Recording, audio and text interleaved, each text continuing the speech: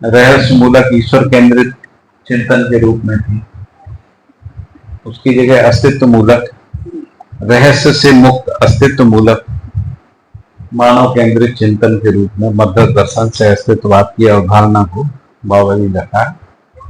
उससे जो रहस्य था उससे मुक्ति हो गई, है ना।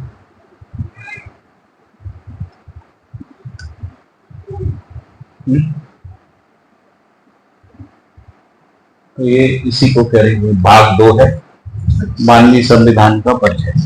पढ़िए, कौन पढ़े?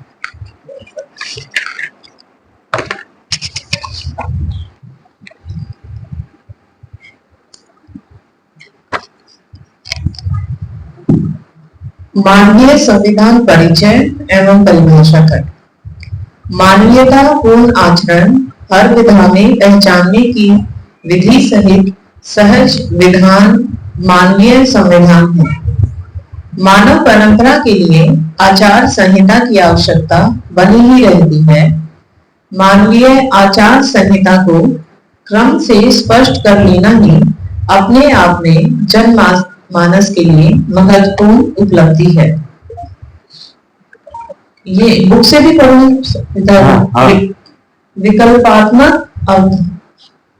विकल्पात्मक अवधारणा। सत्ता में संपृक्त प्रकृति अस्तित्व सर्वस्व नित्य वर्तमान है।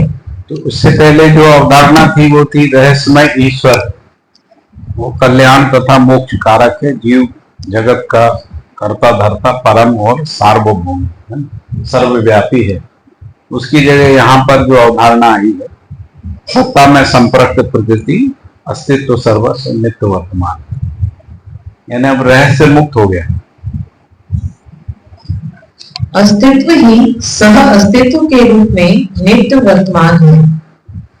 इसका मूल रूप सत्ता में संपृक्त जड़ चैतन्य प्रकृति ही है।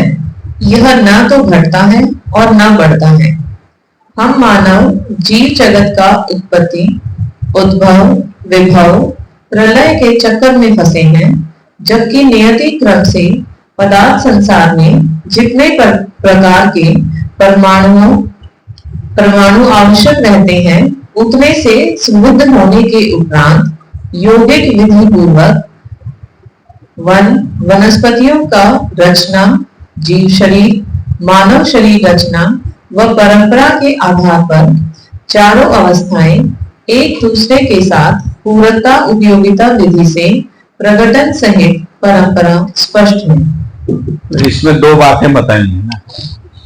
एक ये बताई कि फसावट का कारण क्या था, तो कहा कि ये जो उत्पत्ति उद्भव विभव के चक्कर में फंस गए, है ना। उद्भव विभव प्रलय, यानी जगत का उत्पत्ति होता है, उसका विभव रहता है, उसका प्रलय हो जाता है ना। यदि इसकी जगह हम इस रूप में देखते अस्तित्व को, तो इससे मुक्त हो जाते। ये जो बहुत सारी मान्यताएं इसीलिए हुई कि जगत की उत्पत्ति कैसे हुई, है ना। जैसे तीनों आदर्शवादी वादों में 3 तरह से उत्पत्ति बताई गई है ना। जैसे अधिदैवीवाद में देवी से उत्पत्ति है, आध्यात्मवाद में जो ब्रह्म से उत्पत्ति है, फिर अधिदैवीवाद में भी अलग अलग देवी देवताओं से है। जैसे कोई शिव से कहता है, कोई विष्णु से कहता है, कोई दुर्गा से कहता है, देवी से कहता है। जो दुर्गा सप्तशती है उसमें देवी से उत्पत्ति की बात आई है ना। और जो शैव लोग हैं वो मानते शिव से उत्पत्ति हुई, शाक्त मानते हैं कि शक्ति से उत्पत्ति हुई है ना। और जो वैष्णव है वो मानते विष्णु से जगत का उत्पत्ति हुआ। फिर इसके इंटरप्रिटेशंस हैं बहुत सारे। तो कहा कि विष्णु कौन है, शिव क्या है, शक्ति क्या है, इसकी अलग अलग व्याख्याएं मिलती हैं। उन्हीं को हम लोग दर्शन परंपरा कह रहे हैं। शैव दर्शन, शाक्त दर्शन, है ना, वैष्णव दर्शन आदि ऐसा है। इन सारे दर्शनों के बावजूद भी जो रहस्यमय ईश्वर है वो स्पष्ट नहीं हुआ। यहां पर कह रहे हैं कि यदि हम अस्तित्व को सहअस्तित्व रूप में नित्य वर्तमान रूप में समझते हैं, और ये जो उत्पत्ति है ना, जीव जगत की उत्पत्ति है ना, उद्भव विभव प्रलय के चक्कर में नहीं फंसते, तो फिर ये समझ में आ जाता है कि संसार क्या है ना, तो रहस्य मुक्ति हो जाती। ठीक है, तीसरा बिंदु दोबारा गलती तो 5 बजे क्लास में आना चाहिए। एक बार बज गई थी, तभी तो हम लोग आए थे। हम टाइम देखकर ही आ गए थे, है? ये लेट है।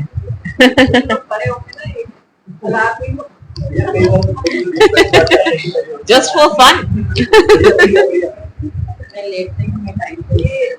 वो बता रहे हैं कि वो लेट नहीं आए, क्लास का टाइम अब हुआ है।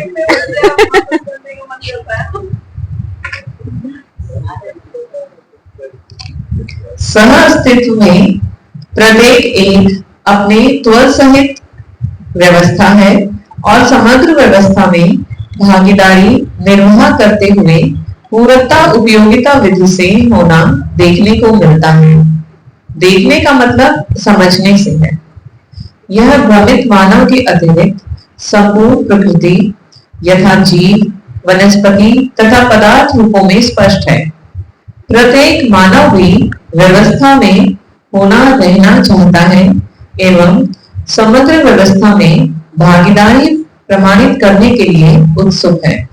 यह जागृत परंपरा में ही सफल होता है, न कि जीव चेतना में। इसमें पहले में प्रकृतन शब्द आया, इसको वो कर रहे समझ में आया। प्रकृतन को कैसे देखें? कहाँ पे आया, पढ़ के पहले वाक्य। ये पूरा प्रगटन सहित परंपरा स्पष्ट है। प्रकटन मतलब आचरण का प्रकटन। ये जो पूरी क्रिया आपको बता दी है, पूरे तो ठीक, देवी होगा, इसको पूरी तो ठीक है। वो नहीं है तो प्रगटन भी तो कभी बनाए। प्रकटन मतलब उत्पत्ति नहीं है ना, प्रकटन का मतलब आचरण, पदार्थावस्था का आचरण, जीवावस्था का आचरण, और ये प्रकटन पदार्थावस्था से प्राणावस्था का प्रकटन, प्राणावस्था से जीवावस्था, ऐसा। पर जैसे पदार्थावस्था में भी परमाणु पहले रहा होगा, तब परमाणु से अनुरक्षित रखना है, सब पदार्थ रहा होगा ऐसा मानने में क्या दिक्कत है? ऐसा मान के बनाना शुरू करें। हाँ, इससे ज्यादा कुछ समझ में आता है? अभी पूरे ग्रह गोल नक्षत्र तारा मंडल हैं, है ना, तो हम ऐसा ही क्यों सोचते हैं कि पहले सब परमाणु रहा होगा, उससे बना होगा? अभी जो पदार्थ है, इतने ग्रह गोल कोशिश, पता है आकाशगंगाएं कब से हैं, है ना, पृथ्वी का ही तो अनुमान नहीं लग रहा कितने करोड़ साल पुरानी। अभी पृथ्वी में एक हिमालय, एक ये अरावली पर्वत है, तो वो कहते हैं कई करोड़ साल पुराना एक ही पर्वत है ना। और हाँ, वही तो बता रहे हैं, अरावली तो बोला मैंने। अब जो अरावली पर्वत का जो चट्टान है ना, जिसको कह रहे कई करोड़ साल पुराना, वो चट्टान जो है कैसे बनता है? वो चट्टान ओरिजिनल चट्टान नहीं है, वो चट्टान मेटामॉर्फिक प्रोसेस से बना है ना। मतलब जो पहले कोई और चट्टान रहा होगा, उसमें रासायनिक क्रिया सब उसके प्रभाव में सैकड़ों करोड़ों साल में वो मेटामॉर्फिक होकर ग्रेनाइट बना है ना। मतलब उससे पहले भी था। और ये चट्टान बनता कैसे है? तो ये सब जो धरती में अंदर से गर्म होती है, वो है ना, जिसको हम मैग्मा कहते हैं। मैग्मा जब धरती के ऊपर आ जाता है, उसको लावा कहते हैं ना। तो लावा से बनता है। 2-3 प्रकार से चट्टानें बनती हैं। एक तो ये लावा विधि से बनती है, दूसरा होता है कि जो नदी से बह के जो जाती है मट्टी, सेडिमेंटेशन, तो वो जाके समुद्र में जम जाती है ना। तो जमते जमते जमते जमते उसकी मोटी परत होती जाती है। तो वो सेडिमेंट से, जो सेडिमेंट होता है, जो जिसको कीचड़ जैसा कह रहे हैं, जो पानी में बह के जाता है, वो जम के उससे जो चट्टान बनती है, उसको सेडिमेंट्री रॉक कहते हैं। हम लोग हिंदी में बलुआ पत्थर बोलते हैं। ये जो विंध्याचल है, विंध्याचल, जो मिर्जापुर से लेके इधर तक फैला है, आपके गुजरात तक, है ना। नर्मदा उसी में से निकलती है। तो विंध्याचल का जो रॉक है वो इसी विधि से बना है, मतलब जो समुद्र में जमता चला गया। और इसीलिए जो विंध्याचल है उसको जब हम एक्सप्लोर करते हैं तो उसमें समुद्री जीवाश्म मिलते हैं। तो समुद्री जीव जो होते हैं ना, उसी में डायनासोर भी मिला। डायनासोर जो है जबलपुर के आसपास मिला। तो कितना पुराना हुआ है विंध्याचल पर्वत, वहां अभी समुद्र का कोई अवशेष भी नहीं बचा उस जगह पे, है ना। और जो हिमालय है, हिमालय में भी समुद्री जीवाश्म मिलते हैं। अगर हिमालय पहले कभी समुद्र रहा होगा, उसमें जीव जानवर रहे होंगे जो दब गए होंगे, और वो उसमें दबाव पड़ा। जो चाइना प्लेट और इंडियाना प्लेट है, उन दोनों के बीच में जो दबाव हुआ, उससे ऐसे ऐसे फोल्डेड माउंटेन बन गए, है ना। उसको हम लोग हिमालय कह रहे हैं। हिमालय सबसे नया पर्वत है। नया पर्वत का मतलब ऐसा नहीं अभी हमारे लाइफ टाइम का है। नए का मतलब है कुछ लाख साल पुराना ही, उससे कई करोड़ साल पुराना जो है वो आपका विंध्याचल है। विंध्याचल से कई लाखों साल पुराना जो है वो अपना अरावली है। अरावली से पहले भी धरती में पहाड़ थे, तभी तो वो कन्वर्ट होके ग्रेनाइट बने, है ना। मतलब कि एक पॉइंट पे आके हमको मानना पड़ेगा ये है, है और रहेंगे, है ना। हमारी तो लाइफ ही कितनी सी है, 60-70 साल की, 80 साल की, है ना। और हम कल्पना कितना कर पा रहे हैं करोड़ों साल का। ये तो इस पृथ्वी की बात है। ऐसी अनंत पृथ्वी, इस पृथ्वी से भी बड़े बड़े ग्रह गोल नक्षत्र हैं, उन सब में पदार्थ राशि है ही। पदार्थ राशि में ही विकास क्रम विकास, उसी में ही परमाणु। जैसे पहाड़ धरती के ऊपर दिखाई देते हैं, वैसा समुद्र के अंदर भी समुद्र में भी पहाड़ है, समुद्र में भी ज्वालामुखी फूटते हैं। तो ज्वालामुखी फूटने से वो जो मैग्मा होता है वो वहां पहाड़ के रूप में जम जाता है ना। उससे क्या होता है, समुद्र के बीच में एक पहाड़ की चेन बन जाती है। जैसे अटलांटिक महासागर है, उसमें एक ऐसी चेन बनी है पहाड़ों की समुद्र के अंदर, उसको मिड एटलांटिक रिज बोलते हैं। तो वो बनी हुई है, वो बनते ही रहते हैं, निकलते ही रहते हैं। उसके कारण से गर्म हो जाती है जो पानी होता है समुद्र का, तो उससे गर्म पानी की लहरें, तरंगें चलती है ना। जैसे ध्रुव से जो आता है उससे ठंडी चलती है, तो ये ठंडी और गर्म जो है आपस में चलती रहती है, उससे संतुलन बना रहता है। क्योंकि कुछ जीव जो है वो केवल गर्म में ही पैदा होते हैं, गर्म पानी में, कुछ ठंडे में ही पैदा होते हैं। तो ये तरंगें जो है बनी रहती हैं। जैसे चुंबकीय धाराएं होती हैं, वैसे ही ये गर्म पानी की धाराएं समुद्र में रहती, ठंडे पानी की, ये बना ही रहता है। इस सब को समझने जाते हैं तो पता लगता है ये सब व्यवस्था के अर्थ में है। ये सब जो भी कुछ करते रहते हैं या जो भी कुछ होता रहता है इनमें, उसके कारण से विकास क्रम विकास होता है, जागृति क्रम है। उसी से मानव तक जो यात्रा हुई है, इसमें इन सब की भूमिका है। जीवों का प्रकटन में भी इन सब की भूमिका है ना। तो इस प्रकार से अस्तित्व से अस्तित्व रूप में बना रहता है, नित्य, है ना, वर्तमान के रूप में रहता है। इसको हम अध्ययन कर सकते हैं, है ना। इसका तो रहस्य से मुक्त है। वहां पर भी कुछ लोगों ने ऐसा कोशिश की है आदर्शवाद में भी, कि जो विष्णु का मतलब है कि जितने ग्रह गोल नक्षत्र तारामंडल है, ये सब विष्णु का शरीर है ना। लेकिन जैसे मानव का शरीर है वैसे ही विष्णु का शरीर है, लेकिन मानव का शरीर मानव नहीं है, वैसे ही विष्णु का शरीर विष्णु नहीं है। तो विष्णु के शरीर यानी पूरे ग्रह गोल नक्षत्र को चलाने वाली जो सत्ता है, उसको कहा कि वो परमात्मा है ना, मतलब जो विष्णु के रूप में ऐसा। लेकिन फिर भी वो रहस्य बना रहा, उसमें चीजें स्पष्ट नहीं हो पाई। यहां रहस्य से मुक्ति है, तो इसमें कोई मान्यता बनती नहीं, इसलिए मान्यताओं से समुदाय बनते। तो इसमें समुदाय बनने का मटेरियल खत्म हो गया जब रहस्य मुक्त हो गया। अच्छा, इसको स्वीकारना आसान है लोगों को, आदमी दिखता ही है, जीव जानवर दिखते हैं, पेड़ पौधे दिखते हैं, पदार्थ राशि दिखती है, ग्रह गोल नक्षत्र दिखते हैं। इन सब के मूल में परमाणु है, उसका अध्ययन ही है, अणुओं का अध्ययन है, रसायन का अध्ययन। तो रहस्य से मुक्त है। ठीक है। इसके बाद नियम को, न्याय को, धर्म को, सत्य को हम पहचानते ही, मानव जाति ने उसको पहचाना ही है ना। तो इस प्रकार से इन सब को, प्रकृति को नियंत्रित संतुलित रखने वाली सत्ता के रूप में हम नियम को अध्ययन ही कर सकते हैं। तो नियम भी रहस्य से मुक्त है।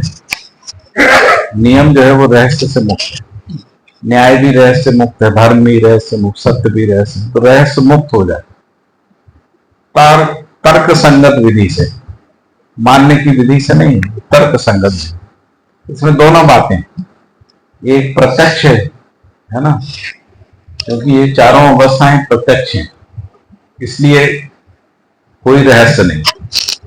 तो पहले भी हम लोग कहते थे प्रत्यक्षम किम प्रमाणा, प्रत्यक्ष के लिए कोई प्रमाण की आवश्यकता नहीं। दूसरी बात है कि इसमें कोई मान्यता नहीं है, आप मान लो हम दूसरा मानेंगे, ऐसा नहीं है ना।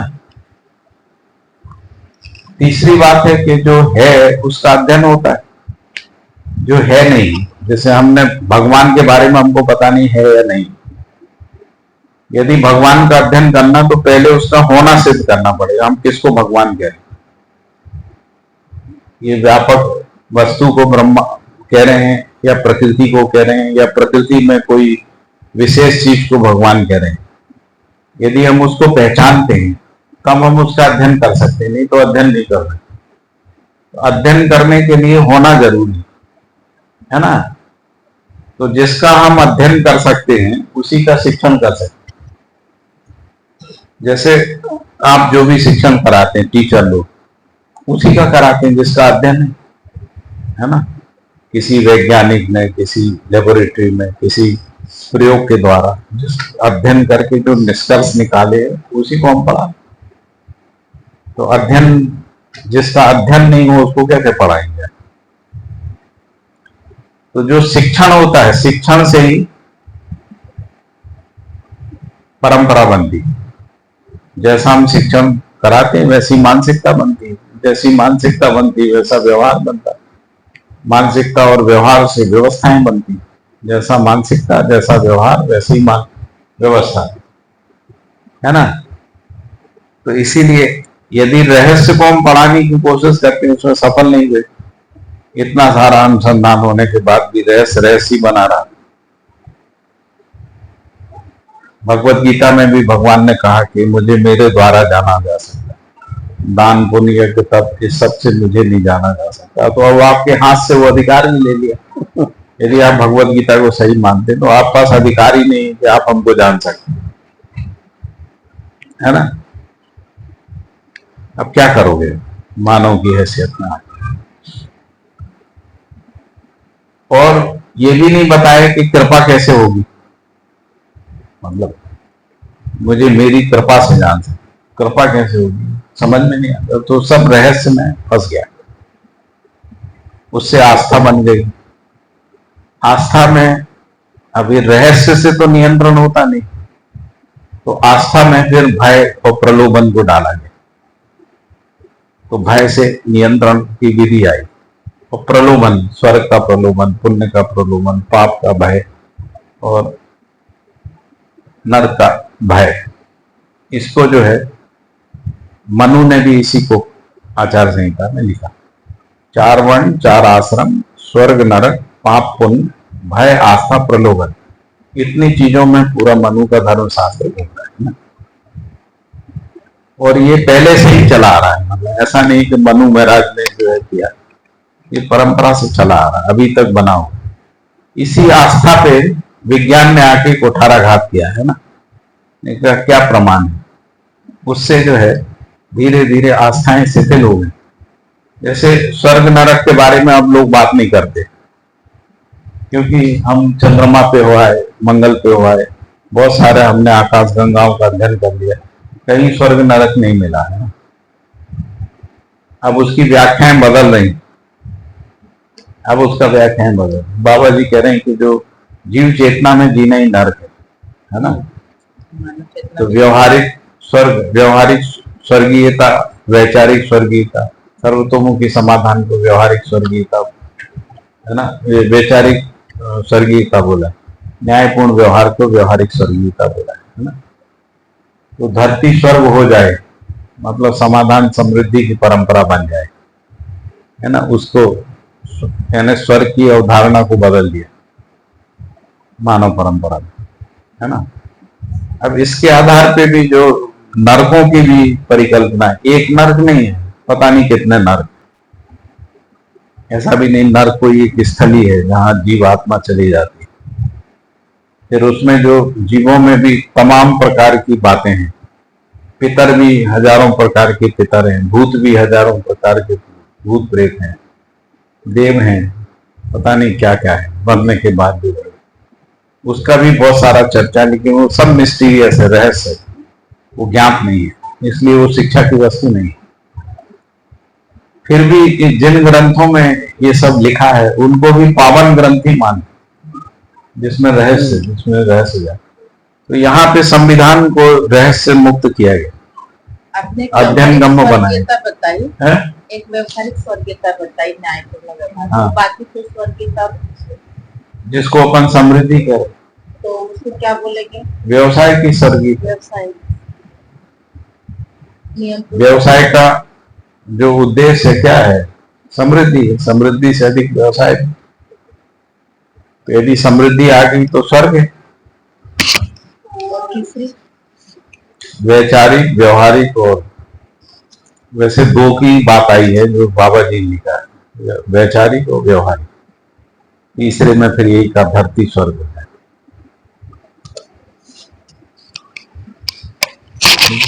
मुझे एक जिज्ञासा बनी है अभी सुनते हैं कि पृथ्वी तापग्रस्त हो रही है, जिससे बहुत सारे जीव जंतु और प्राणी नष्ट हो रहे धीरे धीरे। अभी आपने बताया कि समुद्र से जब लावा निकलता है तो पानी गर्म हो जाता है और कुछ जीव उस पानी में पनपते हैं, कुछ नए जीव बनते हैं। अगर भूतकाल में भी देखा जाए, जैसे थ्योरी अभी तक प्रकट हुई है डायनासोर को लेके, कि उस समय जो भी वायु थी, वायुमंडल जैसा था, उसमें डायनासोर की उत्पत्ति के लिए वो अनुकूल था। बाद में अन्य जीव आए या मानव आया तो उसके लिए प्रतिकूल हो गया, वो उसको एक्सटेंड होना पड़ा। तो जिस तरह कुछ जीव ज्यादा ताप बढ़ने से मर रहे हैं, संभावना है कि ज्यादा ताप में कुछ और नए जीव पैदा हो, हो ही सकते हैं क्या। हम लोग ये देखते ही है ना, जैसे गर्मी में कुछ प्रकार के कीट पतंग आते अलग आ जाते हैं। ठंड में अलग, बरसात में अलग प्रकार, तो देखते हैं मतलब जलवायु के साथ उनका संबंध है। ये इकोलॉजी है ना, जिसको अपन इकोलॉजी तो जैसे टेम्परेचर बढ़ेगा तो कुछ अगर जीव नष्ट भी हो गए तो नए आएंगे, अनेक संभावना। जी भैया।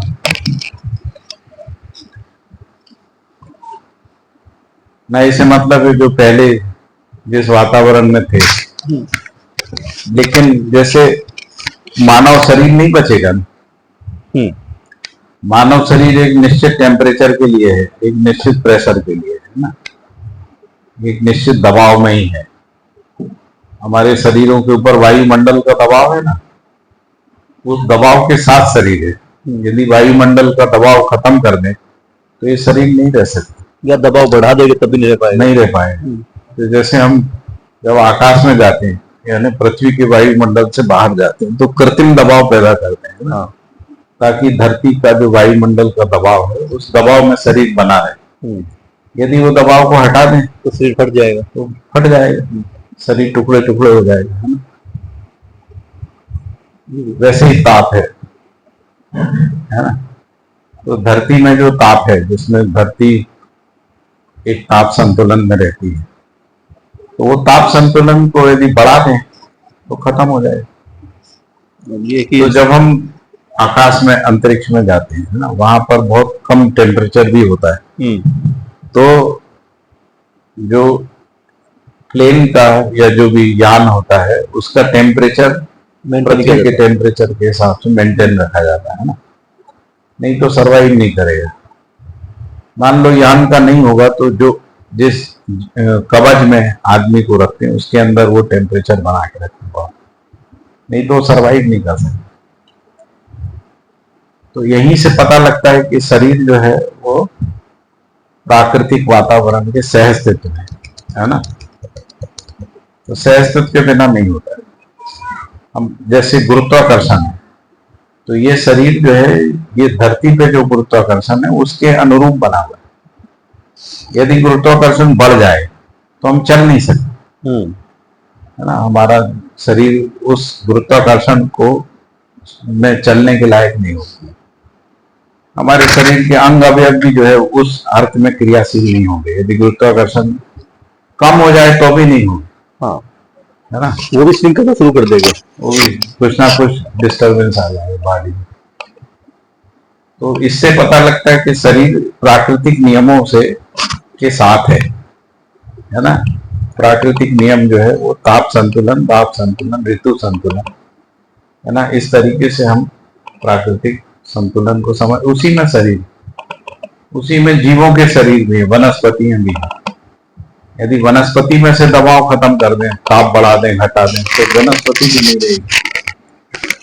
तो इससे पता लगता है कि प्रकृति की अविभाज्यता में सभी रचनाएं हैं, मानव शरीर रचना भी उसी में है।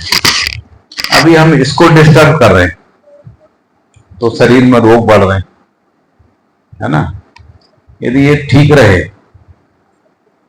तो रोग हटाने की विधियां निकाल रहे, अपने आप एक सीमा के बाद पता लगता नहीं होगा, है ना। आदर्शवादी विधियां भी हैं, ये बाबा के पास चले जाओ, ये वाली अंगूठी पहन लो, ये वाला मंत्र जाप कर लो, ये हवन करा लो, वो सब कर रहे हैं, है ना। या एम्स में चले जाओ, नहीं तो अपोलो चले जाओ, नहीं तो उधर चले जाओ, सब कर रहे हैं। रोग बढ़ ही रहे हैं, फिर रोग बढ़ रहे हैं क्योंकि हमने इसमें हस्तक्षेप किया, टेम्परेचर बढ़ा दिया, क्लाइमेट चेंज हो गया, है ना। वो प्रेशर भी बढ़ गया, दबाव भी बढ़ गया। ये तो वातावरण का है, और आंतरिक दबाव भी बढ़ा है विचारों का, है ना। जैसे आसक्ति बढ़ गई तो दबाव बढ़ गया। अभी जैसे जो लोग महानगरों में रहते हैं तो उनको ये भी दबाव रहता है कि हम किराया कैसे देंगे, बिजली कैसे, आएंगे जाएंगे कैसे, ये दबाव है ना। तो सहजता नहीं है, हम सहजता से नहीं जी पा रहे। जबकि मानव जाति आवश्यकता से अधिक उत्पादन कर रही, और अधिक उत्पादन करने का क्षमता है, लेकिन हमारी सारी क्षमता युद्ध में, लड़ाई में, हिंसा में, घृणा में, द्वेष में, है ना, एक दूसरे के खिलाफ षड्यंत्र में, उसके प्रचार में, प्रोपोगंडा में, इसी में लगी सारी ऊर्जा। यदि ये ऊर्जा रचनात्मकता में लग जाए तो अभी जितने संसाधन उससे बहुत ज्यादा हो सकते हैं, और जो प्रदूषण का कारण है उसको भी ठीक कर सकते हैं। जैसे मान लीजिए कि हमने अक्षय ऊर्जा को पहचाना, तो हम कोल, पेट्रोलियम और एटॉमिक एनर्जी को से अभी हम एनर्जी ले रहे हैं। ये तीनों एनर्जी जो है खतरनाक है ना। कोल, पेट्रोलियम से CO2 बढ़ता है, और एटॉमिक एनर्जी से, एटॉमिक एनर्जी को यद्यपि क्लीन एनर्जी कह रहे हैं, लेकिन एटॉमिक एनर्जी का जो वेस्ट है वो इससे भी ज्यादा डेंजरस है ना, इससे भी ज्यादा खतरनाक है। तो यदि आदमी अपनी कल्पनाशीलता को इसमें लगाता है तो वो सोलर एनर्जी, विंड एनर्जी, प्रवाह बल, इन सबसे अपनी ऊर्जा की सभी आवश्यकताओं को पूरा कर सकता है। ये पूर्णतः क्लीन एनर्जी है ना, इससे कोई प्रदूषण नहीं होता। तो अभी आदमी ने अपनी ऊर्जा, अपनी कल्पनाशीलता, अपनी बौद्धिकता को लगाया कहाँ है? युद्ध में। हमने एक से एक मिसाइल बनाए। अभी देखा ना, पाकिस्तान से इतने सारे ड्रोन अटैक हुए, एक भी नहीं हमला कर पाया। हमने ऐसी टेक्नोलॉजी बना ली, तो हम ऐसी भी बना सकते हैं बौद्धिकता का नियोजन करके, कोई प्रदूषण ना हो। जब हम इतनी बड़ी युद्ध की कला को बना सकते तो हम ये भी नहीं बना सकते ऐसी टेक्नोलॉजी से हम कैसा भी जिए, प्रदूषण नहीं होगा, उससे मुक्त हो सकते हैं। लेकिन हमारी प्राथमिकता भी नहीं है। अभी प्राथमिकता युद्ध है, बदला लेना, हिंसा करना, मारना, अपना वर्चस्व बनाना, मेरा शासन आ जाए, मैं ये इन प्रकार मंत्री, प्रधानमंत्री, संतरी बन जाऊंगा ना, उसी में लगे। उसको पा भी लेते हैं, लेकिन उससे सुख नहीं आता है। साम दाम दंड भेद दो हिंसा छल कपट दम पाखंड, यही सब दिखता है चारों तरफ। इसी सब को अप्लाई करके हम सत्ता में पहुंच जाते हैं, है ना। तो लगता है कि वो हम सोचते हैं कि हम पहुंच जाएंगे, हम सुखी हो जाएंगे। हमने तो कोई प्रधानमंत्री के चेहरे पे प्रसन्नता देखी, एक्सट्रीम टेंशन रहता है, जबकि उनको सब प्रकार की सुविधाएं रहती हैं, इसके बावजूद भी टेंशन ज्यादा रहता है जब वो प्रधानमंत्री नहीं रहते हैं। प्रधानमंत्री बनने के बाद, मुख्यमंत्री बनने के बाद टेंशन रहती, इतना बड़ा पद इतना ज्यादा टेंशन तो रहेगा ही। क्योंकि सहज नहीं है ना, ये सहज नहीं। साम दाम दबाव है, हाँ, और क्या।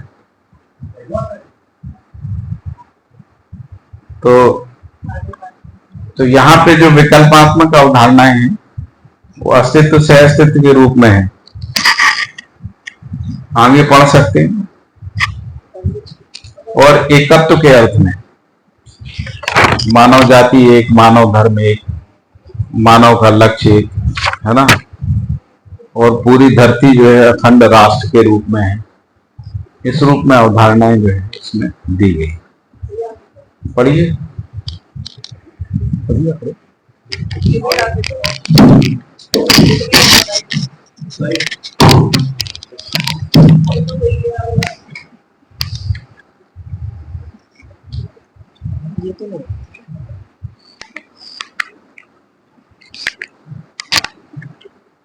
इससे पहला पढ़, 4th पॉइंट से पढ़ना है ना। इससे पूर्व हाँ। मानव संविधान का परिचय। प्रत्येक मानव जीवन और शरीर के संयुक्त साकार रूप में वैभव व परंपरा में है ही। जानना मानना ही समझदारी, पहचानना निर्वाह करना ही ईमानदारी है। ईमानदारी पूर्वक जिम्मेदारी भागीदारी संपन्न होता है। यह जीवन सहज वैभव है। जीने की कला के रूप में अखंड समाज और सार्वभौम व्यवस्था में भागीदारी निर्वाह करना ही मानव चेतना मूलक विधि है, आचरण है। मानव जाति एक, कर्म उत्पादन रूप में अनेक। मानव धर्म एक, सर्वतोमुखी समाधान सार्वभौम व्यवस्था के सुख रूप में, व्यक्तिवाद समुदायवाद के रूप में अनेक। ईश्वर सत्ता सहज रूप में एक, व्यापक पारगामी पारदर्शी रूप में देवी देवता अनेक। अखंड राष्ट्र रूप में धरती एक, राज्य अनेक।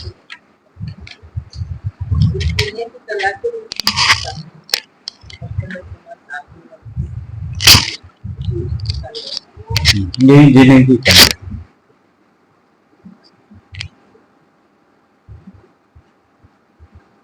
ठीक है,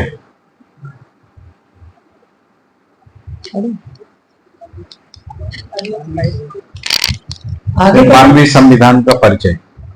मानवीय संविधान विधि विधान का संयुक्त रूप में संविधान विकसित चेतना सहज पारंगत अधिकार ही विधि है। समझदारी यानी विधि, आचरण यानी विधान, मानवीयता सहज साक्ष्य रूप में पूर्णता, स्वराज स्वतंत्रता और उसकी निरंतरता को जानने मानने पहचानने व निर्वाह करने कराने और करने योग्य मूल्य चरित्र नैतिकता रूपी विधान। तो संविधान बयान बता दिया है। संविधान यानी विधि और विधान का संयुक्त रूप। तो विधि को कहा कि समझदारी यानी सह अस्तित्व, समझदारी यानी सह अस्तित्व, तो सह अस्तित्व ही विधि है ना। और आचरण, सह अस्तित्व के अर्थ में जो आचरण है वो विधान। तो सह अस्तित्व में जो आचरण है वही संविधान है ना, ऐसा। और फिर ये लिखा है कि मानवीयता सहज साक्ष्य रूप में पूर्णता, स्वराज्य स्वतंत्रता और उसकी निरंतरता को जानने मानने पहचानने निर्वाह करने कराने योग्य मूल्य चरित नैतिकता रूपी विधान। आचरण क्या है? मूल्य चरित नैतिकता रूपी विधान, उसको कह रहे हैं कि ये संविधान यहाँ पर स्पष्ट हो गया। ठीक है, आगे और पढ़िए। मानवीयता, सहज जागृति व जागृति पूर्णता ही अखंड समाज सार्वभौम व्यवस्था पूर्वक परंपरा के रूप में अर्थात पीढ़ी से पीढ़ी के रूप में निरंतरता को प्रमाणित करता है। यह करना, कराना, करने के लिए सहमत होना मानव में से के लिए मौलिक विधान है। मानव परिभाषा के रूप में मनाकार को सामान्य आकांक्षा व महत्वाकांक्षा संबंधी वस्तुओं और उपकरणों के रूप में तन, मन, धन सहित श्रम नियोजन पूर्वक साकार करने वाला मनःस्वस्थता अर्थात सुख, शांति, संतोष, आनंद, सहज प्रमाण सहित परंपरा है। इसे प्रमाणित करना, कराना, करने के लिए सहमत होना मानव परंपरा में से के लिए मौलिक विधान है। आगे मानव अपनी पढ़ दीजिए 9 बिंदु पूरे। ठीक है। मानव अपनी परिभाषा के अनुरूप बौद्धिक समाधान, भौतिक समृद्धि सहित अभय सह अस्तित्व में अनुभव सहज स्रोत व प्रमाण है। यह मौलिक विधान है। मानवीयतापूर्ण आचरण जो स्वधन, स्वनारी, स्वपुरुष, दयापूर्ण कार्य व्यवहार, संबंधों, सहज पहचान, मूल्यों का निर्वाह, मूल्यांकन, स्वीकृति, उभय तृप्ति व संतुलन, तन, मन, धन रूपी अर्थ का सदुपयोग, सुरक्षा के रूप में ही मान्यता सहज व्याख्या है। यह मानव परंपरा में मौलिक विधान है। मान्यतापूर्ण आचरण, सहजता मानव में स्वभावगति है। मान्यतापूर्ण आचरण मूल्य, चरित्र, नैतिकता का अविभाज्य अभिव्यक्ति, संप्रेषणा व प्रकाशन है। यह मौलिक विधान है। जागृति मानव सहज स्वीकृति है। मानव सहज कल्पनाशीलता, कर्म स्वतंत्रता का तृप्ति बिंदु स्वानुशासन है। यह परम जागृति के रूप में प्रमाणित होता है। यह मानव परंपरा में मौलिक विधान है। सार्वभौम व्यवस्था व अखंड समाज मानव सहज वैभव है। मानव सहज कल्पनाशीलता, कर्म स्वतंत्रता का तृप्ति बिंदु 10 सोपानीय परिवार मूलक स्वराज्य व्यवस्था में भागीदारी के रूप में प्रमाणित होता है। यह मौलिक अधिकार है। मानवीय लक्षण परम जागृति के रूप में सार्वभौम है। मान्यतापूर्ण अभिव्यक्ति, प्रकाशन सहज संप्रेषणाएं, संपूर्ण आयाम, कोण, दिशा, परिप्रेक्ष्यों में समाधान, समृद्धि, अभय व सह अस्तित्व में अनुभव रूपी वैभव को प्रमाणित करता है। यह मौलिक विधान है। जागृत मानव बहुआयामी अभिव्यक्ति है। मानव सहज परंपरा में अनुसंधान, अस्तित्व मूलक मानव केंद्रित चिंतन, मान्यतापूर्ण अध्ययन, शिक्षा व संस्कार, आचरण व व्यवहार, व्यवस्था, संस्कृति, सभ्यता और संविधान ही सहज प्रमाण है। यही मौलिक विधान है। नित्यम यातु शुभोदय। तो ये जो 9 विधान बताए, वे विधान में क्या है? मानवीयतापूर्ण आचरण को बताया। और मानवीयतापूर्ण आचरण किसी एक व्यक्ति में नहीं होता है ना, सर्वमानव का। सर्वमानव में जो आचरण नाम की जो क्रिया है ना, उसको इन 9 बिंदुओं में स्पष्ट किया है। ये लगभग हम लोग सब पढ़ चुके हैं, इस पर डिस्कस कर चुके हैं। इसमें जो शब्द आए हैं उनकी परिभाषाएं आगे के खंड में दी है ना।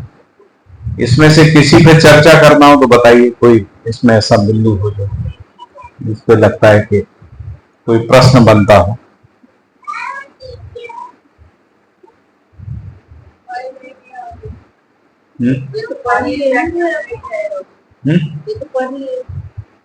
कोई प्रश्न नहीं है ना?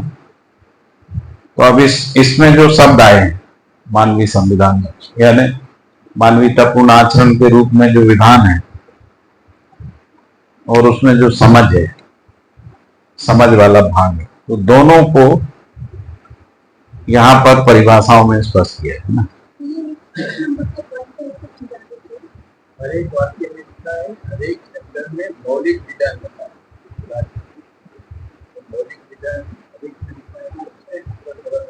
मौलिक विधान विधान का मतलब लिखा है ऊपर आचरण, सबसे ऊपर लिखा है आचरण ही विधान है।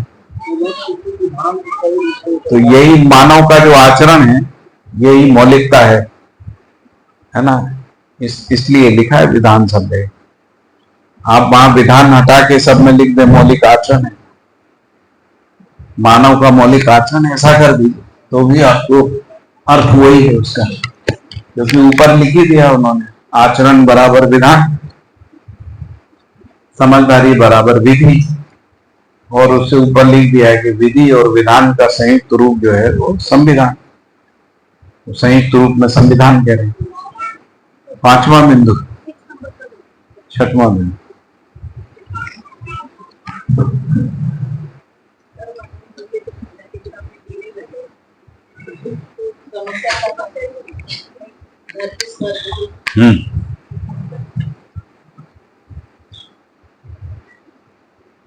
तो जो जागृति है जिसको हम लोग मानवीयतापूर्ण आचरण कह रहे हैं ना, मूल्य चरित्र नैतिकता है, उसकी सहज स्वीकृति है मानव में, है ना। भ्रमित मानव में भी, भ्रमित मानव में भी सहज स्वीकृति क्या है, मूल्य चरित्र नैतिकता।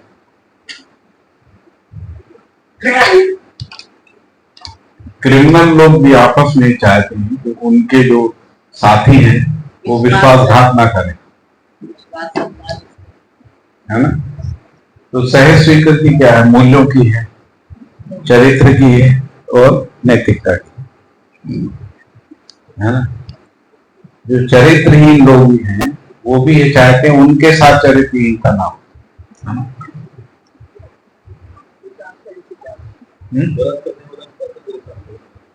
जैसे जो परधन वाला है ना, जो दूसरे की संपत्ति हड़पता है, वो भी चाहता है मेरी संपत्ति कोई ना हड़पे, है ना। तो सहज स्वीकृति क्या है, स्वधन की। फिर लिखा है कि मानव सहज कल्पनाशीलता, कर्म स्वतंत्रता का तृतीय बिंदु स्वानुशासन है। स्वानुशासन यानी अनुभव से अनुशासन, अनुभव से अनुशासन को स्वानुशासन कहते हैं। तो मानव जाति में जो कल्पनाशीलता है उसका तृतीय बिंदु क्या है, न्याय से अनुशासन, धर्म से अनुशासन, सत्य से अनुशासन, नियम से अनुशासन, है ना, विधि से अनुशासन, यही तो है, ठीक है ना। ये समझ में आ गया, स्वानुशासन। स्वानुशासन मतलब हट पूर्वक, जिद पूर्वक अनुशासन नहीं, उसको स्वानुशासन नहीं है। सेल्फ डिसिप्लिन जो शब्द है ना वो नहीं है। स्वशासन और स्वानुशासन दोनों में डिफरेंस। स्वशासन का क्या मतलब होता है, स्व पूछ रहा हूँ उसका क्या आया है, तो उसका क्या मतलब है। अनुभव से नियंत्रित, यानी अनुशासन आए, अनुशासन के बाद स्वानुशासन,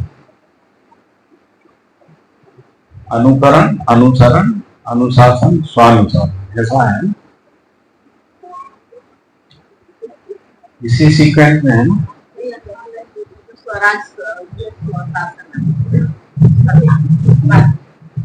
नहीं, वो अभी उसको देखना, वो अलग चीज है, जिसको सेल्फ रूल कह रहे हैं ना, जो तिलक जिसको सेल्फ रूल कह रहे है ना, वो अलग चीज है, वो अलग बात, वो शासन है।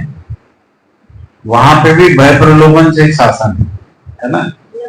इतना ही अंतर है कि अंग्रेज लोग करेंगे वो नहीं, हम करेंगे, हम शासन, हम ही लोग तय करेंगे शासन, विधि वही रहेगी, डंडा हम भी चलाएंगे, मृत्यु दंड हम भी देंगे, युद्ध भी हम करेंगे, है ना, हथियार भी हम ही बनाएंगे, व्यापार भी हम करेंगे, शोषण भी हम करेंगे, अपराध भी, छल कपट दम पाखंड भी हम ही करेंगे। दूसरा आके हमारे यहाँ छल कपट दम पाखंड नहीं करेगा,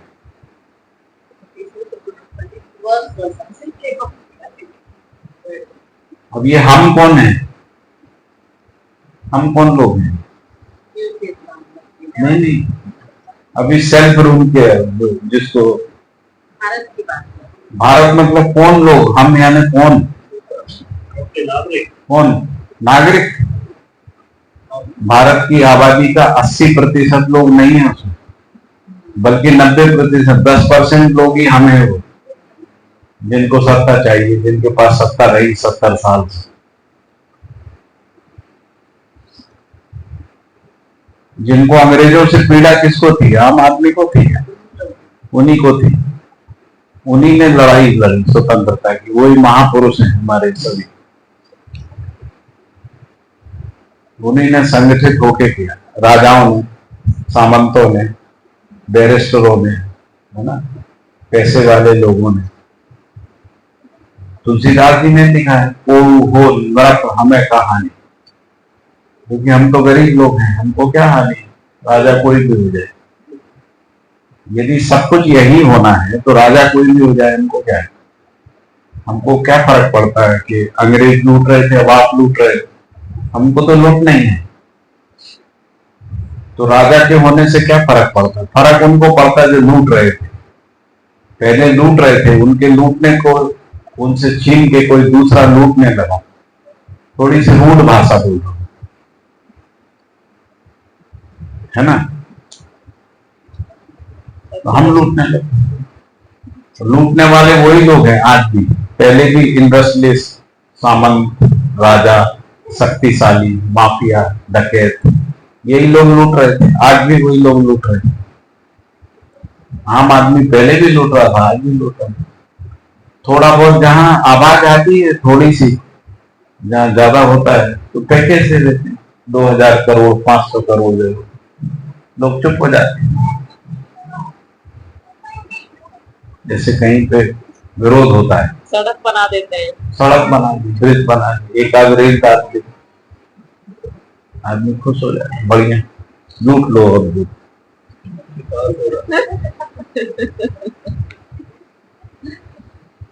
वही तो कह रहे थे हमारे गणेश भाई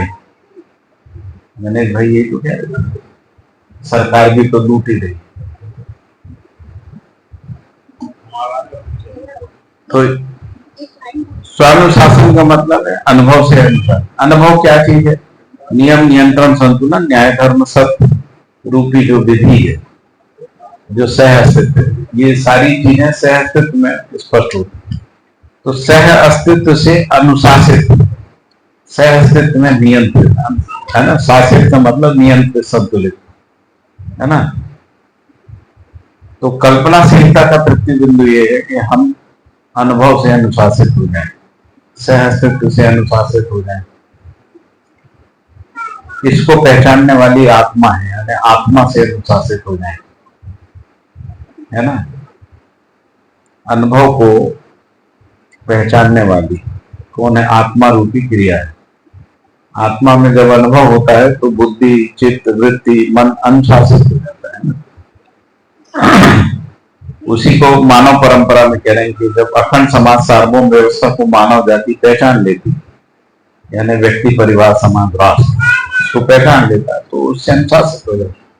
अभी पहचान नहीं पा रहे हैं राष्ट्र, इसलिए समस्या कर, समाज नहीं पहचान पा रहे, इसलिए समाज समस्या कर, परिवार नहीं पहचान पा रहे, किसको? सहस्तित्व, व्यक्ति नहीं पहचान, इसलिए संकट है, इसलिए अनुशासन नहीं है। तो स्वानुशासन का मतलब अनुभव से अनुशासन, है ना।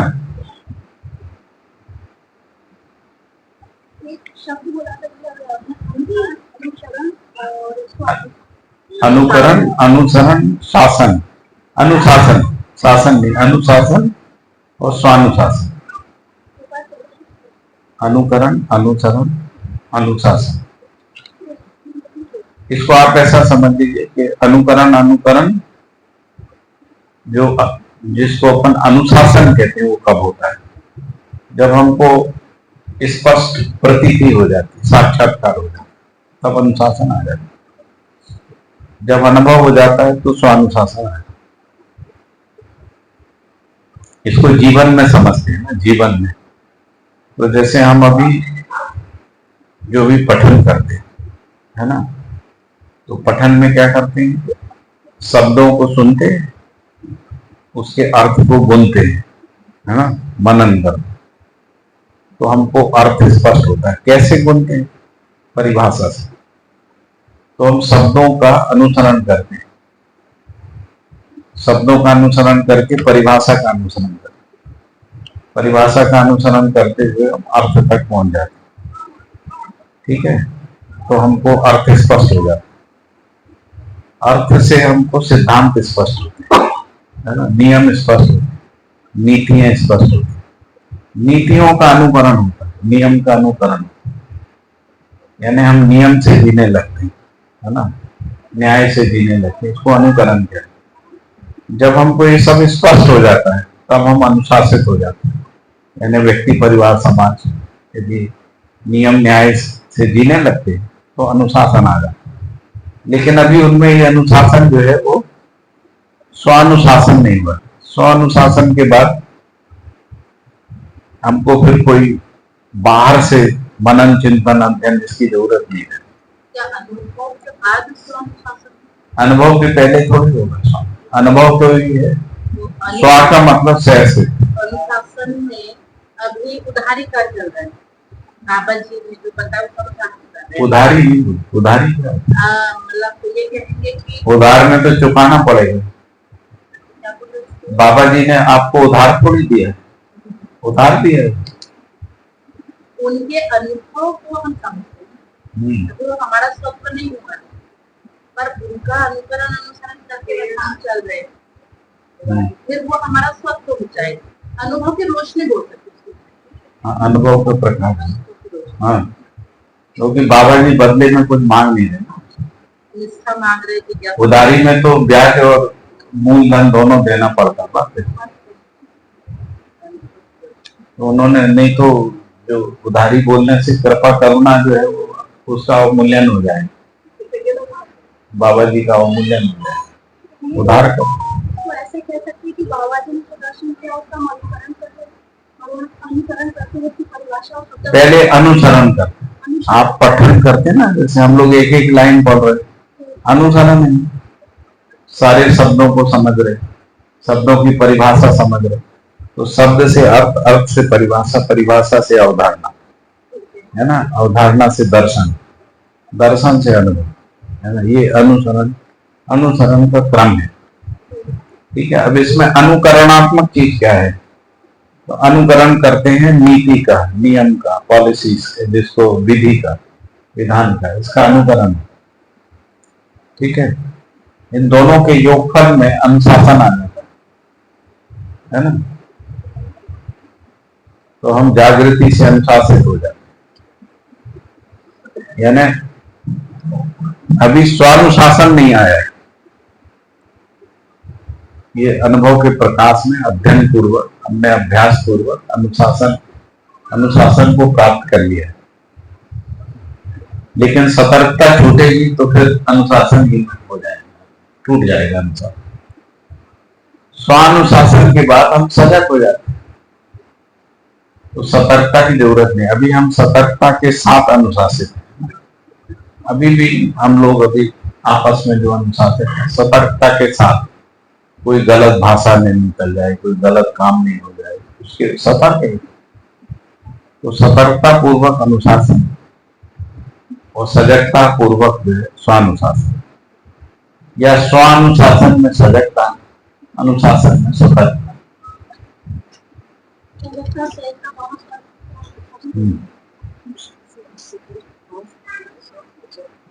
ठीक है,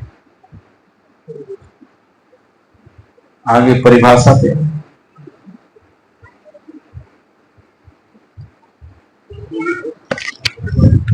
सारी पढ़नी है, क्या पढ़ना है? सारी पढ़नी क्या है। ये थोड़ी पढ़ी है, वो अलग थी पढ़ी, अखंड पढ़ो, पढ़ी है ना? अखंड समाज, दोबारा पढ़ लीजिए, क्या दिक्कत है? हाँ, कौन सा? किताब तो पूरी पढ़ना है। जागृत मानव परंपरा, सह अस्तित्व में समाधान, स्मृति, अभय संपन्न क्रिया, वह आचरण पूर्णता सहज परंपरा, धार्मिक, सामाजिक, आर्थिक, राजनैतिक क्रिया का अविभाज्य रूप में जागृत मानव परंपरा। इसी को अखंड समाज कहते हैं और यही जागृत मानव परंपरा।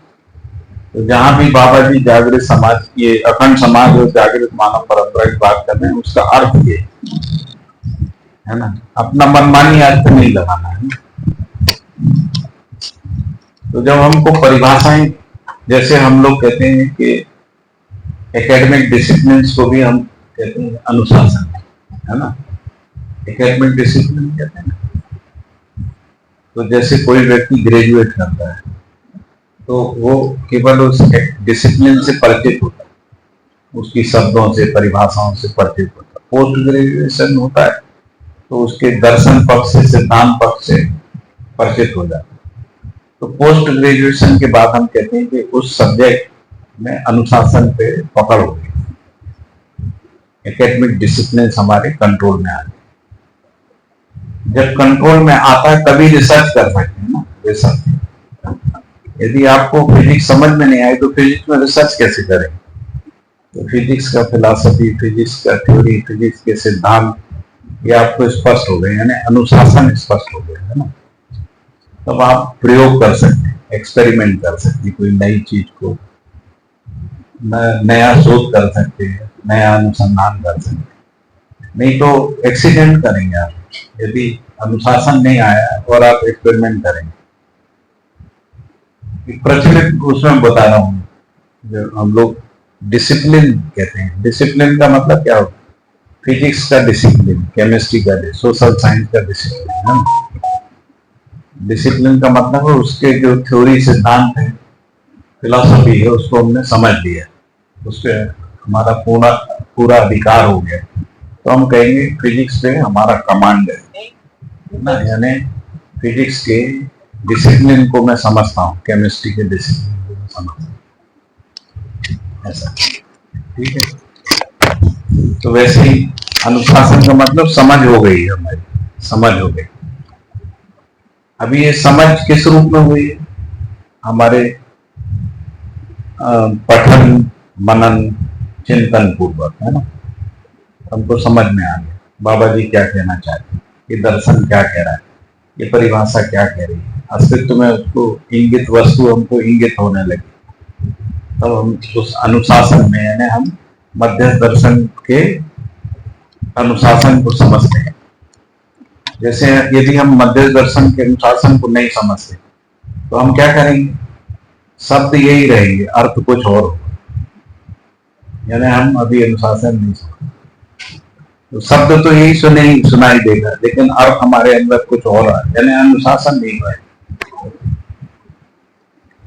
अनुभव के बाद क्या होता है कि अनुशासन ही रहता है। अनुभव के बाद यदि कोई वस्तु के बारे में कल्पनाशीलता को लगाता है तो यही आता है जो बाबा जी ने लिखा है, इसलिए उसको स्वानुशासन। और यदि कुछ और आता है तो इसका मतलब अनुभव नहीं है, या तो बाबा जी को नहीं है या हमको नहीं। मान लीजिए हमको कुछ और अर्थ आ गया, अब संकट हो गया, हम कह रहे हैं कि हमको अनुभव हो गया और कुछ और अर्थ आ गया, तो या तो बाबा जी को अनुभव नहीं हुआ या हमको नहीं हुआ, है ना। तो अधिकतम हम यही मानेंगे, हमको तो हुआ है, बाबा जी को नहीं हुआ। अहंकार में तो यही होता है, यही मानता है।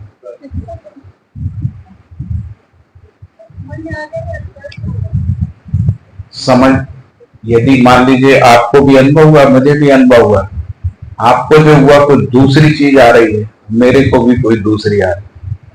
अब इसका मतलब है कि अनुभव एक नहीं है, इसका मतलब है कि या तो आपको अनुभव नहीं हुआ या हमको अनुभव नहीं हुआ। अब इस स्थिति में आप क्या मानेंगे?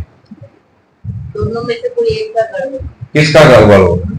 मेरा तो ठीक होगा, दूसरे का, बाबा का गड़बड़।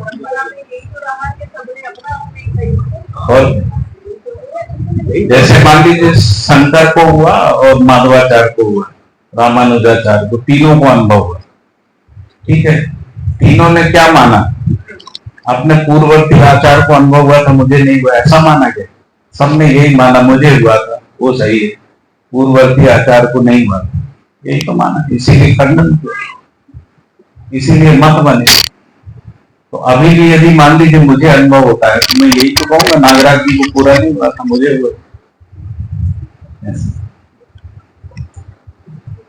सही होगा तो ये- और या फिर हम ये मानेंगे कि मुझे भी नहीं हुआ नागराज जी को, क्योंकि हम लोग किसी एक चीज की बात पे पहुंचे। और तीसरा, जिसकी संभावना कम रहती है, हम ये मानेंगे कि नागराज जी को हुआ, मुझे नहीं हुआ, क्योंकि वही चीज मुझे नहीं दिख रही। ये तीन ही तो विकल्प है, और चौथा क्या विकल्प है?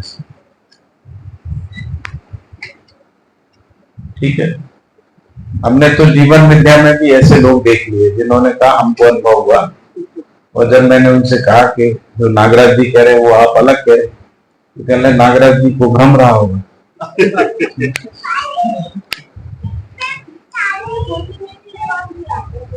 अनुभव होता है। उनका है, ये उनका हाँ। अनुभव है। बाद में वो सब ऐसे ज्ञानी लोग, अनुभवी लोग चले गए कहाँ चले गए? हैं? कहाँ चले गए? ये संसार में कहाँ जाएंगे? तो नहीं है। अच्छा, घर पर वापस चले गए। अपराध में, शोषण में, वहीं फंसे। अच्छा अच्छा अच्छा, तो आप बड़ा इशारा कर रहे हैं। वो चीज छोड़, जो ये जो शासन है ना, ये छोटे वाहवाही देना और मालाएं जो देवी सम्मान, वो छूटता नहीं। तुम्हें मेहनत करनी है। इसी के लिए सारी प्रक्रिया हो रही है, आप कह रहे हो इसी को छोड़ दिया जाए। पूरा मान में पढ़ लिया बाबा जी का, बाबा जी की 90% बातें ठीक है, ये 10 बातें गड़बड़ है। ठीक है, मतलब आप बाबा जी से आगे तो हो गए ना। तो बाबा जी की 90 बातें तो हम भी समझ गए जो बाबा जी ने कही, लेकिन जो 10 बातें बाबा जी नहीं समझे वो हम समझे। लेकिन समझ आखिर में कितना हैं? समझ कर आखिर में कितना जीने में कितना है, वो तो बाद में पता लगता है, पहले आप इस अहंकार से जीने में प्रमाणित करो, पता लगता है आप कहाँ जाओगे, किस गड्ढे में गिरोगे।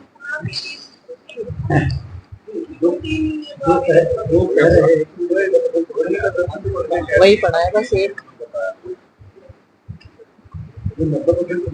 आपकी कंपल्शन है यहाँ बैठना, आपकी कंपल्शन है यहाँ बैठना। अभी आधा घंटा है, किसी में जल्दी हो जाए। वही सोच रहा था। आपके एस्टिमेट स्कोर हो रहा है ना। स्टूडेंट्स नहीं, स्टूडेंट। मैं पढ़ देती हूँ आगे। आयाम, प्रत्येक एक में 4 आयाम, रूप, गुण, स्वभाव, धर्म। मानव में 4 आयाम, उत्पादन, व्यवहार, विचार, अनुभव। मानव में जो 4 आयाम, ये आचरण के आयाम। हर इकाई में जो 4 आयाम है, रूप, गुण, स्वभाव, धर्म, है ना। तो मानव में भी रूप, गुण, स्वभाव, धर्म तो है ही, लेकिन जो आचरण में जो आयाम है उसको उत्पादन, व्यवहार, विचार और अनुभव का, जो हमने 4 आयाम का चार्ट आपको बताया था ना, अनुभव, विचार, व्यवहार, व्यवसाय या उत्पादन। ठीक है। तीसरा, काल, काल अर्थात क्रिया की अवधि। कोण, दृष्टिकोण, जीव चेतना, मानव चेतना, देव चेतना, दिव्य चेतना के आधार पर दृष्टिकोण, निश्चित बिंदु से अनंत कोण। आगे पढ़ते जाइए आप। चरित्र, स्लाइड बदल दो। आगे बढ़ाइए।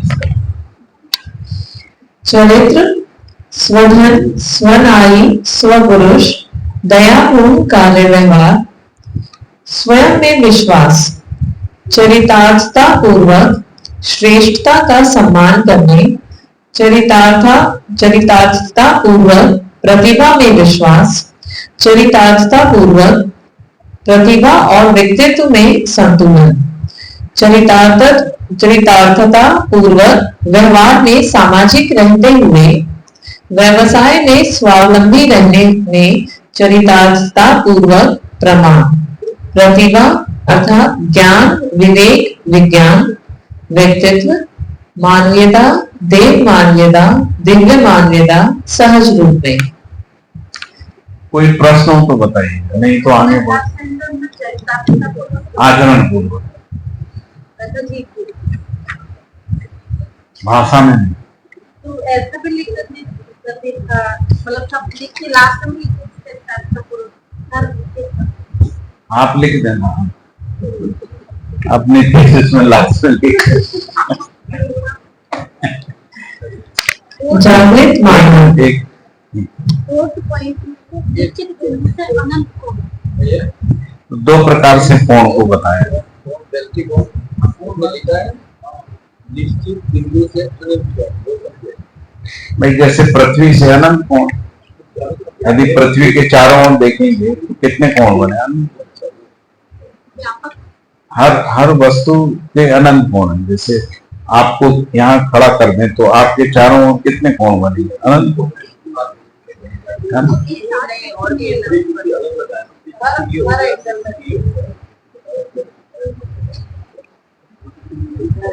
कोई भी निश्चित बिंदु आप करें, मानव को कर लें, जीव को कर लें, वनस्पति कर लें, पदार्थ को कर लें, ग्रह गोल को कर लें, परमाणु, अनंत कोण में। देखने का जो है एंगल वो हाँ, समझने का, जब समझने का तो दृष्टिकोण, दृष्टि यानी आंख। अभी हम कोण को कैसे पहचानते हैं? आंख से ही पहचानते। जैसे मैं यहाँ से आंख से जहां तक देख सकता हूँ, है ना, वो कोण हो गया, है ना। ये जैसे मान लीजिए डिस्टेंस यहाँ के ऐसा, ये कोण हो गया। कोण के जो बीच का जो जगह है उसको परिपेक्ष बोलते हैं। परिपेक्ष का मतलब है जैसे आंख जितना देख सकती है, जो पैराबोला बनेगा, है ना, तो वो हमारा परिपेक्ष, जितना हम देख सकते आंख से। परिप्रेक्ष्य यानी कॉन्टेक्स्ट नहीं है? किसी कॉन्टेक्स्ट में जब हम बात करते हैं हाँ, तो वही कॉन्टेक्स्ट क्या है? मतलब जितना हम देख पाते हैं। तो फिजिकल वर्ल्ड में ये बात हो रही है। हाँ, सोच के आंख अंदर से बोल रहे हैं ना, अभी आंख के रेफरेंस में बात। दृष्टि जहां रुक जाती, खत्म हो जाती, उसको दृष्टिपाट बोलते हैं। जैसे मैं दीवार से आगे नहीं देख सकता तो दृष्टिपाट है, ठीक है। दृष्टि जितना देख पाती है कोण है ना। अब ये कोण ऐसा फैला दीजिए आप तो कितना, बहुत सारे कोण बन जाएंगे, है ना। जितना पूरा देख पाती है पैराबोला के रूप में, है ना। तो जैसे ऐसा देख पाती है ना आंख, ये केंद्र है, तो यहाँ से इतना इतना देख पाती है, तो ये पूरा का पूरा एक परिपेक्ष्य है ऐसा। पर मानव को देखेंगे तो वो व्यक्ति से लेकर अंतरराष्ट्र तक देखना होगा ना, व्यक्ति, परिवार, समाज, राष्ट्र। तो वही एक परिप्रेक्ष्य, व्यक्ति का परिप्रेक्ष्य तो कितना होगा? थोड़ा, समाज का ज्यादा, परिवार राष्ट्र अंतरराष्ट्र का ज्यादा। अंतरराष्ट्र से ज्यादा नहीं देख सकते, वो 5 परिप्रेक्ष्य होगा। अंतरराष्ट्र यानी ग्लोबल लेवल या सहस्थित। सहस्थित? अंतरराष्ट्र का मतलब है तो यहाँ राष्ट्र में वो क्या व्यवस्था है। तो राष्ट्र में क्या रहेगा? तो ये पृथ्वी पृथ्वी पूरी हो गई और अंतरराष्ट्र पूरा अस्तित्व हो गया। पूरा सहज। ठीक है। जागृत मानव, मानव चेतना सहज मूल्य, चरित्र, नैतिकता, त्वर सहित मानवतापूर्ण आचरण समेत व्यवस्था, समग्र व्यवस्था में भागीदारी, अतिव्याप्ति, अनाव्याप्ति, अव्याप्ति दोषों से मुक्ति, क्रियापूर्णता अर्थात सर्वतोमुखी समाधान परंपरा के रूप में वैभव और आचरण पूर्णता अर्थात अखंड समाज, सार्वभौम व्यवस्था, सहज परंपरा में भागीदारी सहित वैभव। कोई प्रश्न हो तो रुकिए, नहीं तो देखो पढ़ते। सर, चरित्र नैतिकता में आहार विहार व्यवहार के रूप और यहाँ जैसे मानवीयता देवमानविकता देवमानविकता कहाँ पे? पांचवा पॉइंट है जो दिया है हाँ जब हम पढ़ते थे आहार विहार व्यवहार। हाँ। आहार व्यवहार व्यवहार का निश्चित होना ही तो मानवीयता है। तो देव मानव का व्यक्तित्व और दिव्य मानव का व्यक्तित्व, यानी आहार विहार व्यवहार और व्यक्तित्व प्रतिभा के साथ ही होता है। प्रतिभा के बिना व्यक्तित्व नहीं है ना। लेकिन जो प्रतिभा है उसमें व्यक्तित्व नहीं है। जैसे हम कोई चीज समझे हुए, जब तक वो आचरण में नहीं है तब तक वो समझ में है, जब तक वो समझ में है तो वो प्रतिभा है, लेकिन जब आचरण में है तो वो व्यक्तित्व है ना। प्रतिभा ही आचरित होती है तो व्यक्तित्व है, ठीक है। तो व्यक्तित्व भी जिसको अपन मानव का व्यक्तित्व और देव मानव का व्यक्तित्व और दिव्य मानव का व्यक्तित्व, इसमें कुछ गुणात्मक विकास है व्यक्तित्व, है ना। तो मानव में ईष्णा है ना, उत्तृष्णा वितृष्णा प्रधान।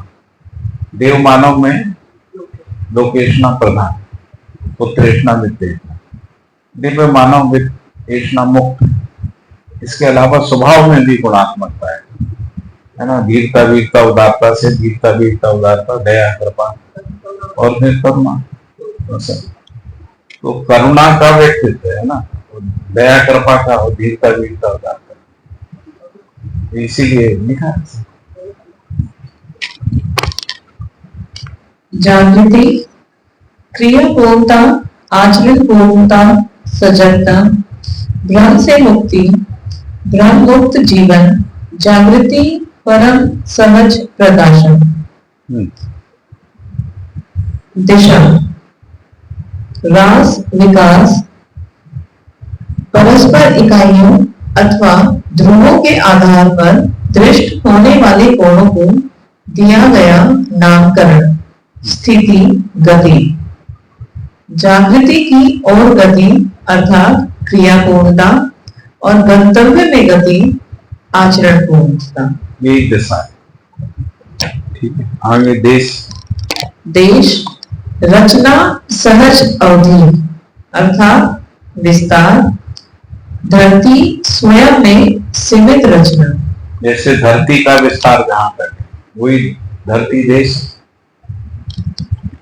धरती स्वयं में सीमित रचना, हर धरती अपने में एक सीमित रचना। जैसे आप पेड़ का भी एग्जाम्पल दे रहे थे, पेड़ अपने में देश है। हाँ, पेड़ का विस्तार जहां तक है, जहां तक गांव का विस्तार जहां तक वो गांव का देश। जैसे मान लो हम कहें दिल्ली का जहां तक विस्तार है वो दिल्ली एक देश। मानव का विस्तार जब मानव शरीर के आधार पर या जीवन के आधार पर। मानव का विस्तार मतलब आप जैसे देश है, मानव का विस्तार आचरण से।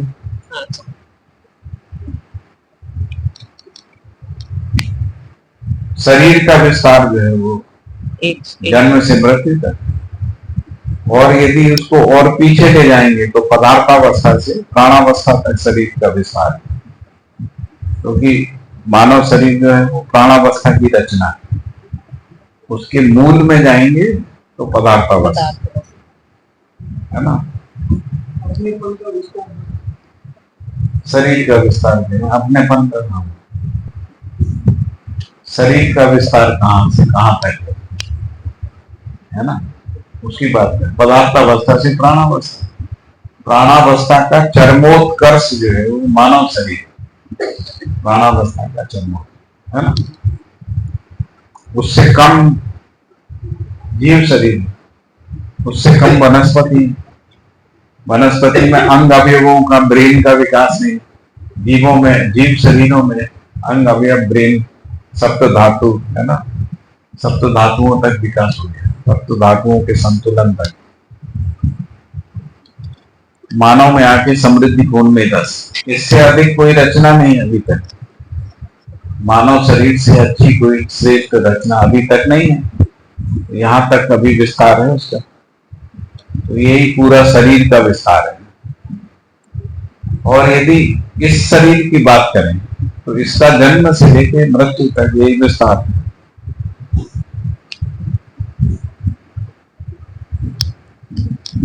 पूर्णता, परमाणु में गठन पूर्णता, जीवन में क्रिया पूर्णता और आचरण पूर्णता अर्थात जीवन जागृति, अमृतत्व, विश्राम, कर्तव्य, समाधान, विश्राम।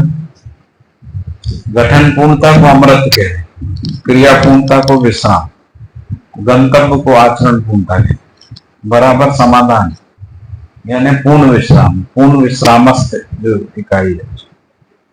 ठीक है। प्रभु सत्ता,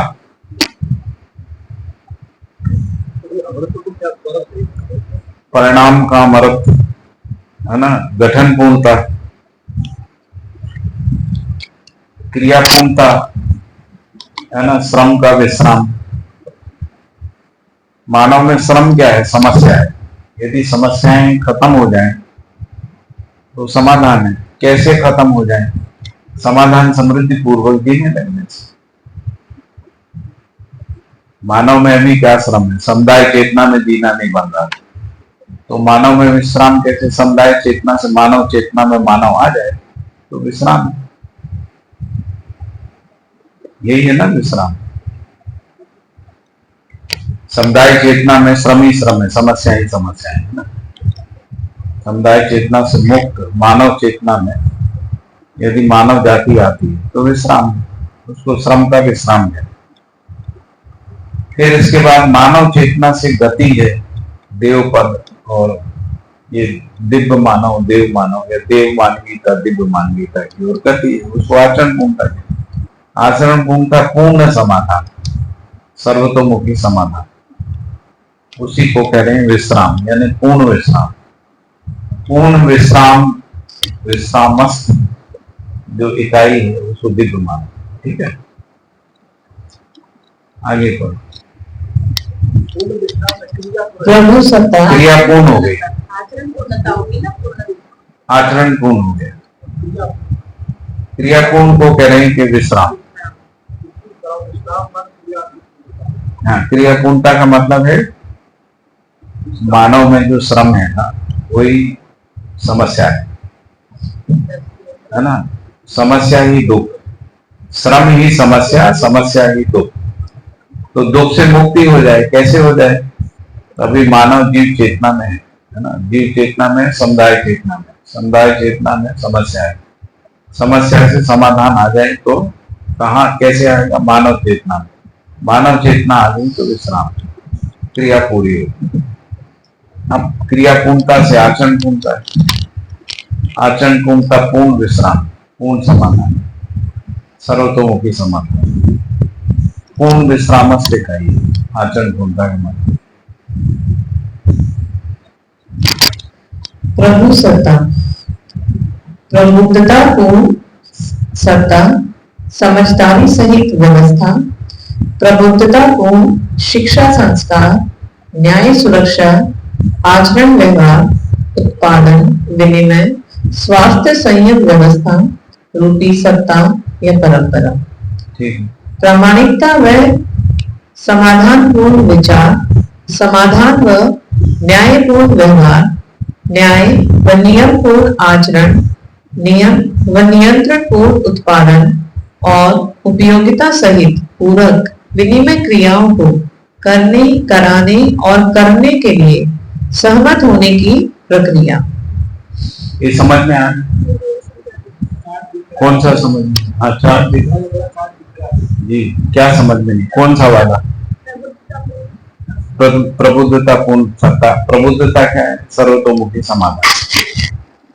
तो सर्वतोमुखी समाधान विचार में, सर्वतोमुखी समाधान व्यवहार में, सर्वतोमुखी समाधान उत्पादन में, व्यवसाय में। उसी को कह रहे हैं कि वो प्रभु सत्ता है। पूर्ण मानव होगा कि सत्ता होगा? है समझदारी तो मानव में आएगी। प्रभु सत्ता की बात है। प्रभु सत्ता क्या है वो बताने।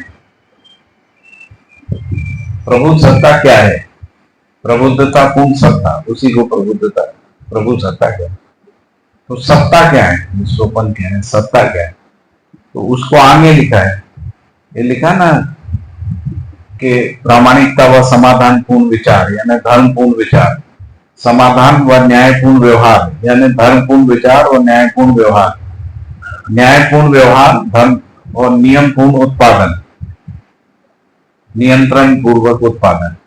तो ये क्रम से उसमें जोड़ता जाता है।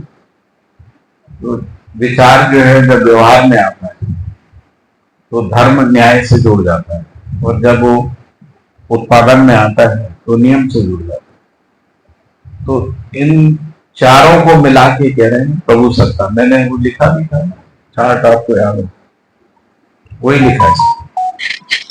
समझदारी सहित व्यवस्था। तो व्यवस्था में दो भाग हैं, एक है न्याय व्यवस्था और दूसरा है उत्पादन व्यवस्था, जिसको अपन व्यवसाय व्यवस्था भी कह रहे हैं, या जिसको अर्थव्यवस्था, धर्म व्यवस्था, राज्य व्यवस्था है ना।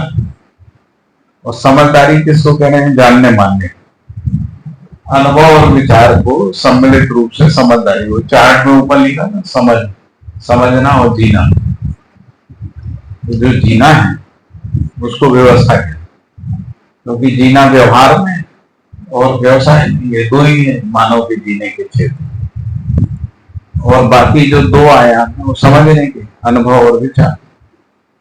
तो समझना है यानी जिससे समझदारी, अस्तित्व से अस्तित्व है और अस्तित्व से अस्तित्व के आधार पर सर्वतोमुखी समाधान की समझ।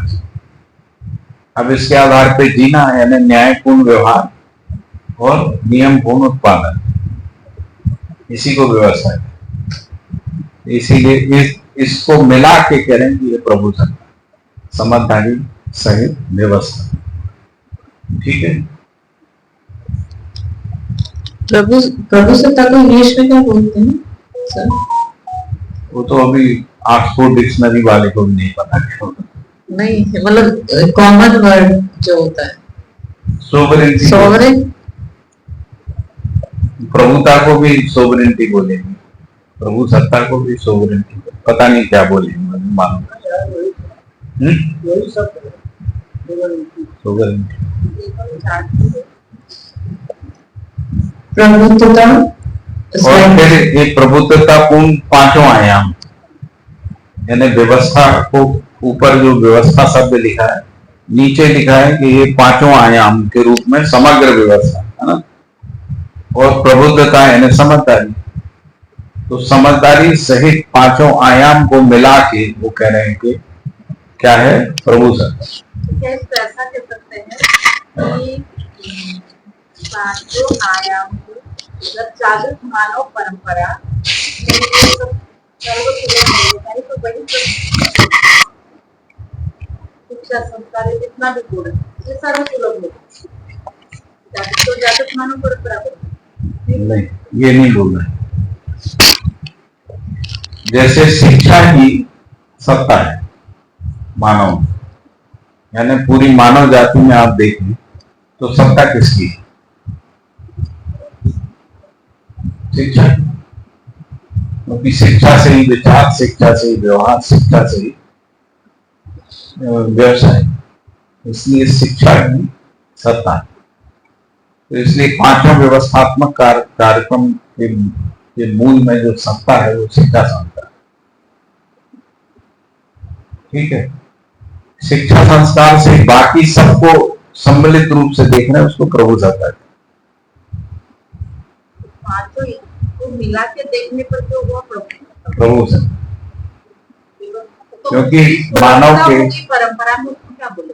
सुलभता ही बोलेंगे, सुलभता को सुलभता बोलेंगे, प्रभु सत्ता को प्रभु सत्ता, सुगमता को सुगमता बोलेंगे। यदि सुलभ हो गई तो समृद्धि होगी, समाधान होगी।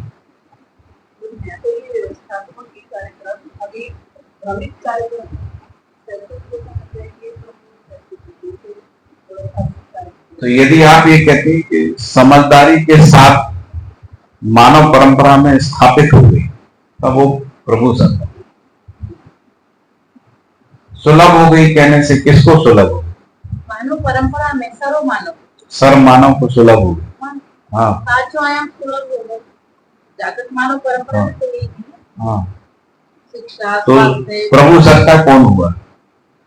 आपको बता रहे शिक्षा हो, कोई विचार बताना कुछ अरे भाई, शिक्षा की भी सत्ता है, सब सर्वतोमुखी समाज।